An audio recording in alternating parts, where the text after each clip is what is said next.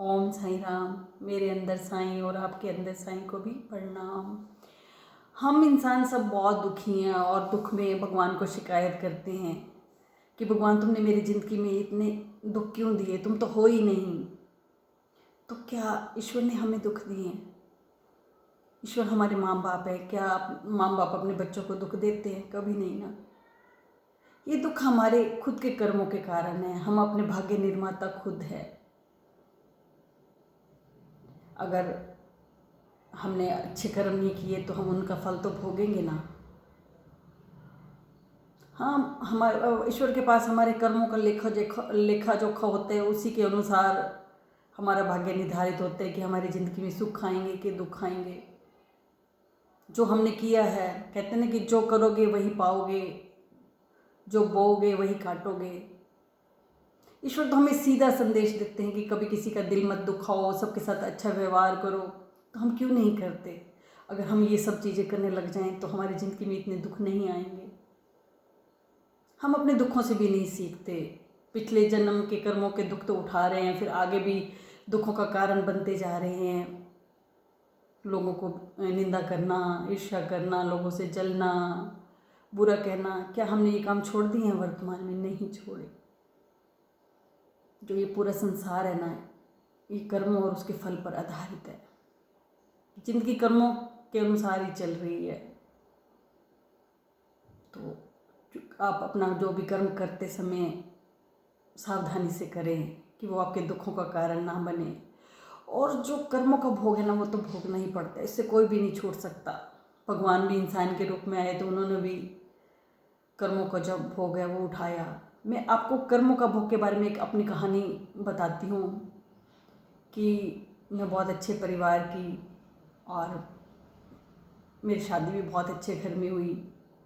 मैंने एमए की और मैं एमफिल कर रही थी तो मेरी शादी हो गई। तो मेरे एमफिल के सेमेस्टर तो क्लियर हो गए पर थीसिस नहीं हुआ। जो मेरे इन लॉज थे बहुत अमीर, 3-3 भट्ठों के मालिक, 10-10 ट्रक, गाड़ियाँ, जी पे बहुत कुछ था, बहुत पैसा था। मैं अपना और मेरे हस्बैंड भी बहुत सुंदर। मैं अपने आप को दुनिया की सबसे भाग्यशाली लड़की समझती कि मुझे इतना अच्छा घर बार पैसे के साथ एक बहुत सुंदर लड़का मिला। शादी के साल बाद तो ठीक रहा, मेरा बेटा भी हुआ। उसके बाद कुछ जो पिछले जन्मों के कुछ कर्मों का भोग था वो भोगना शुरू हो गया हमारी ज़िंदगी में। हमारे सब बिजनेस ठप हो गए, पता ही नहीं चला। 5-6 महीने के अंदर सब काम बंद हो गए। हम अर्श से फर्श पर आ गए। स्ट्रगल का दौर शुरू हो गया। मैंने एमए तो किया हुआ था, मैं स्कूल में मैंने जॉब शुरू कर दी। मेरे हस्बैंड जो एक बहुत बड़े अच्छे बिजनेसमैन थे, तो उनको थोड़ा टाइम लगना था कहीं भी नौकरी लगने में, क्योंकि बहुत मुश्किल होता है जब आपके पास अच्छे बिजनेस होते हैं। किसी के अंडर नौकरी करना बहुत मुश्किल होता है। पर मेरा स्वभाव ऐसा था कि मैं अमीरों के साथ अमीर और गरीबों के साथ गरीब, मेरे अंदर बिल्कुल मैं नहीं थी। तो मैंने जॉब शुरू की, स्कूल में ट्यूशन्स पढ़ाई, फिर मैंने बीएड भी किया। मेरा सेकंड बेटा हो गया, वो 5-6 महीने का था, मैंने बीएड किया। मैंने कहा कि गवर्नमेंट जॉब की वैकेंसियाँ निकलेंगी तो मैं अप्लाई कर दूँगी। उन दिनों मेरी सिस्टर भी राजनीति में थे, वो भिवानी के क्रिमिनल लॉयर है, और मेरे ब्रदर भी पत्रकार है, उनका अपना न्यूज़पेपर है, वो राजनीति में थे। तो मैंने सोचा बीएड कर लेती हूँ, वैकेंसी निकलेंगी तो ये लोग मेरी जॉब लगवा देंगे। और बीएड के बाद एसएस की वैकेंसी भी निकली और मैंने अप्लाई किया। और उन्हीं दिनों चौटाला साहब मेरी सिस्टर के घर खाना खाने आए। तो मैं चौटाला साहब मेरी सिस्टर के घर डिनर करने आते थे, तो मैं भी गई। तो मेरी सिस्टर ने चौटाला साहब को 3 रोल नंबर दिए कि भी इनकी जॉब, सिफारिश की जॉब के लिए 2 उन लोगों के लिए जो दीदी के लिए बहुत काम किया, दीदी की पार्टी के लिए। तो 3 लोगों के नाम चौटाला साहब को दिए। तो चौटाला साहब ने मेरा रोल नंबर देखा, भले तुम्हारी सिस्टर का है, कहने लगे कि पूनम, दीदी का नाम पूनम था, चिंता मत करो तुम्हारी सिस्टर के लग जाएगी। क्योंकि मेरे मार्क्स भी बहुत अच्छे थे, जो भी जॉब के लिए कंडीशन थी वो सब पूरी थी। और उन दिनों कोई टेस्ट वगैरह तो होते नहीं थे। तो जब चौटाला साहब ने कहा कि लग जाएगी तो मैं बहुत खुश हुई कि अब जो मेरी ज़िंदगी के स्ट्रगल के दौर है वो ख़त्म हो जाएंगे। और 3 महीने बाद लिस्ट आई। आप बिलीव करोगे, 3 लोगों के नाम दिए थे, जो 2 लोग थे वो लग चुके थे और मैं खुद रह गई, खुद की सिस्टर रह गई। तो इसे आप क्या कहोगे कि चौटाला साहब के पास तो मेरी अप्रोच थी पर भगवान के पास मेरी अप्रोच नहीं थी। अभी मेरे कर्मों में वो सुख नहीं लिखा था। अगर मेरी जॉब लग जाती तो आप मानोगे 60-70 हज़ार तो मुझे हर महीने का मिलता, फिर मेरी जो ज़िंदगी में है वो पैसे की कमी कहाँ रहती। पर अभी मुझे आर्थिक कमी से जूझना था, मेरे अच्छे दिन नहीं आने थे। तो कर्मों के भोग से कोई भी नहीं भाग सकता, आपके पास कितनी बड़ी अप्रोच क्यों ना हो, जो आपका लिखा है वो आपने भोगना ही है। फिर मेरी ज़िंदगी में बाबा आए। जब मैं पहली बार शिरडी गई ना, बाबा को देखा बहुत रोई। मैं हमेशा वैसे हिम्मत वाली भी रही हूँ, मैंने स्ट्रगल के दौर में कभी हिम्मत नहीं हारी, ना कभी डिप्रेशन में गई। मैंने बहुत मेहनत की, बहुत मेहनत, जितनी हो सकती थी मैंने उतनी मेहनत की, अपने बच्चों को कमी नहीं आने दी। मन परेशान तो होता था।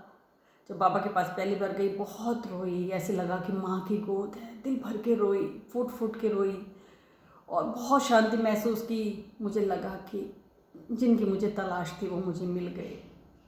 फिर सेकंड टाइम गई। सेकंड टाइम में बाबा के प्यार को शर्तों के साथ बांध दिया, कहा कि बाबा मेरी मन्नत पूरी करोगे तो शिरडी आऊँगी, नहीं तो नहीं आऊँगी। और महीने बाद फिर दिल उदास हुआ और मन ने खुद को डांटा कि तूने बाबा के प्यार को शर्तों में बांध दिया, तुझे कितना आनंद मिला है। इंसान को क्या चाहिए, मन का आनंद ही तो चाहिए ना। वो आनंद तुझे बाबा के चरणों में मिला।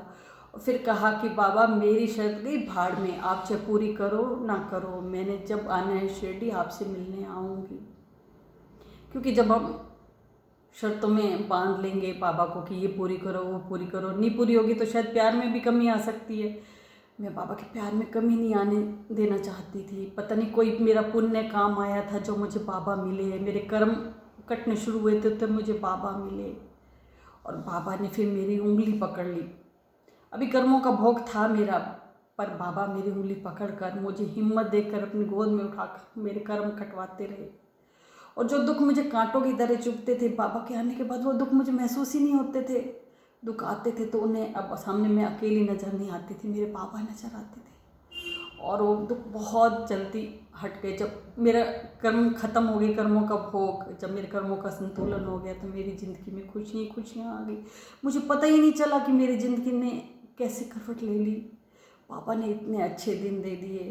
तो इसलिए आपके पास जब दुख आते हैं ना, तो आप ऐसे मत समझो कि हमेशा के लिए रहेंगे, आए और वो चले जाएंगे। आप हिम्मत भी मत हारो, आप हिम्मत नहीं हारोगे, भगवान पर विश्वास रखोगे तो आपके बहुत दुख जल्दी ख़त्म हो जाएंगे। भगवान आपको रोटी कपड़ा और मकान तो ज़रूर देगा। आप अपनी इच्छाएं लिमिट कर दो ना, तो आपकी ज़िंदगी में दुख भी नहीं आएंगे। बस आज इतना ही। अगर आपको मेरा वीडियो अच्छा लगता है तो प्लीज़ लाइक करें, सब्सक्राइब करें और शेयर भी करें, मुझे बहुत खुशी होगी। ओम साई राम।